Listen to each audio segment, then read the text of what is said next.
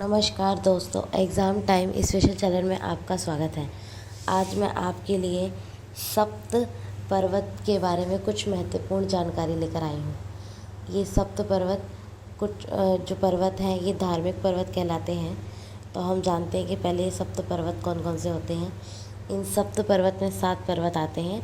तो ये पहला पर्वत है हिमालय पर्वत, दूसरा है अरावली पर्वत, तीसरा है विंध्याचल पर्वत, चौथा है रेवतक पर्वत, पांचवा है महेंद्र पर्वत, छठा है मलय पर्वत, सातवां है सह्याद्री पर्वत।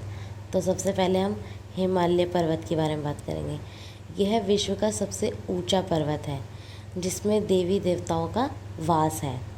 पवित्र नदियों का जो उद्गम स्थल है वह हिमालय पर्वत ही है। ठीक है। बद्रीनाथ, केदारनाथ, कैलाश, मानसरोवर, वैष्णो देवी, अमरनाथ आदि जो पुण्य स्थल हैं वो इसी पर्वत पर है। और भारत में 2400 किलोमीटर लंबाई व 160 से 400 किलोमीटर की चौड़ाई में स्थित है ये पर्वत। ठीक है। तो हमने बात करी अभी किसकी, हिमालय पर्वत की, जो पवित्र नदियों का उद्गम स्थल है। देवी देवताओं का वास होता है इस पर्वत में। बद्रीनाथ, केदारनाथ, कैलाश आदि जैसे पुण्य स्थल इसी पर्वत पर हैं। अब हम बात करते हैं अरावली पर्वत की। तो दिल्ली के दक्षिण सिरे से प्रारंभ होकर हरियाणा, राजस्थान व गुजरात तक यह पर्वतमाला फैली हुई है। कहाँ तक? और हरियाणा, राजस्थान, गुजरात तक ये फैली हुई है। यह पर्वत महाराणा प्रताप के उत्सव, कर्तव्य तथा शौर्य का साक्षी है। किसका साक्षी है ये? उत्सव, कर्तव्य और शौर्य का। किसके? महाराणा प्रताप के। यह विश्व के प्राचीन पर्वतों में से एक है। कौन सा पर्वत? अरावली पर्वत। उसके बाद हम बात करते हैं विंध्याचल पर्वत की। मध्यवर्ती भाग में गुजरात से लेकर बिहार व उत्कल तक फैला हुआ है। कहाँ से? मध्यवर्ती भाग में गुजरात से बिहार व उत्कल तक फैला हुआ है।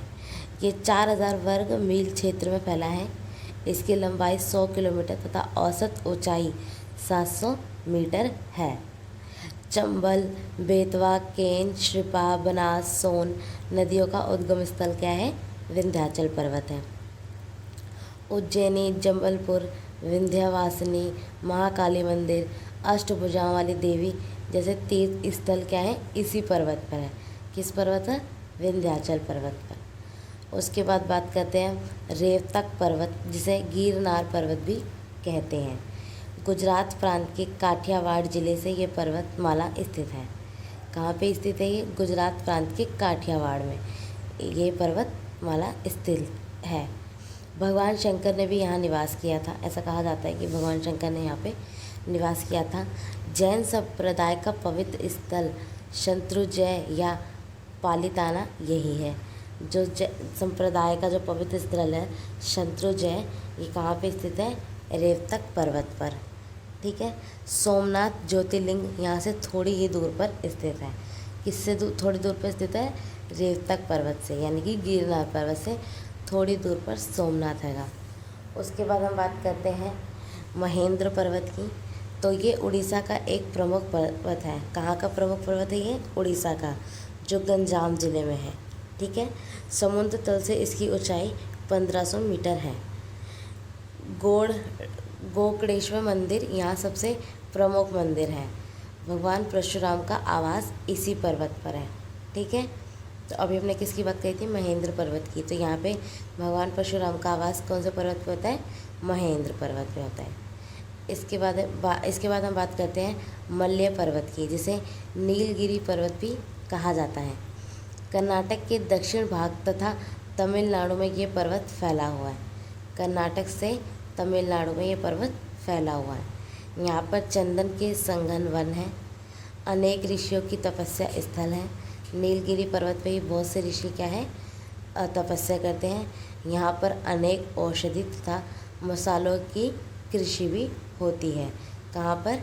मलय पर्वत पर। उसके बाद अगर हम बात करें सह्याद्री पर्वत की, तो भारत के पश्चिमी तट के साथ गुजरात, महाराष्ट्र तथा कर्नाटक राज्य में मलय पर्वत का विस्तार है। ठीक है। गोदावरी, कृष्ण कावेरी का उद्गम स्थल इसी पर्वतमाला पे है। ठीक है। श्रृंगकेश्वर, महालेश्वर, भीमशंकर, ब्रह्मगिरी, भगवती भगवानी, बौद्ध क्षेत्र प्रसिद्ध जो तीर्थ स्थल हैं वो इसी क्षेत्र में है। ठीक है। शिवाजी महाराजा की समाधि भी इसी पर्वतमाला पर है। ठीक है। शिवाजी जो महाराज थे उनकी जो समाधि है वो किस माला पे है? सह्याद्री पर्वत पे है। ब्रह्मा जी ने सृष्टि के प्रारंभ में यहाँ पर यज्ञ किया था। कहाँ पे यज्ञ किया था? सह्याद्री पर्वत पे। तो ये थे कुछ 7 पर्वत के बारे में कुछ महत्वपूर्ण जानकारी। आशा है कि आपको हमारी वीडियो पसंद आई होगी। अगर आपको हमारी वीडियो पसंद आई है तो आप हमारे चैनल को लाइक सब्सक्राइब ज़रूर करें। अगर आपको हमारी वीडियो नहीं पसंद आई है तो कमेंट सेक्शन में जो भी कमी है उसे बताएं, ताकि हम अपनी गलतियों को सुधार कर अच्छी से अच्छी वीडियो आपको उपलब्ध करा सकें। धन्यवाद।